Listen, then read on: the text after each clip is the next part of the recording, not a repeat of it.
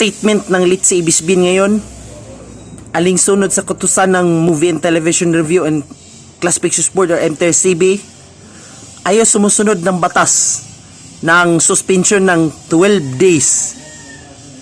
Kaya matitigas pa rin. Alam mo kung bakit? Alam mo? Maraming skandalo sa mga show nito. Matigas ang ulo. Lalo na sa EAT, dinadamay ninyo. Tigilan yung pang bash-bash kay Lala Soto ha. Ito, burahin mo ng hashtag Lala Soto resign. Kung hindi, ako mismo lalaban sa inyo. Tandaan nyo yan. Hahanap ako ng Public Attorney's Office laban sa inyo. Si Willie galit na galit sa iyo kasi itong It's Your Time napakaskandalo. Huwag ka malala.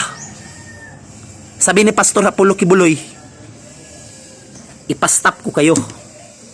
Tama ang ginawa ko Lalo na si Rendon Labrador, ipastop ko kayo. Tandaan yan. I'm sorry and thank you.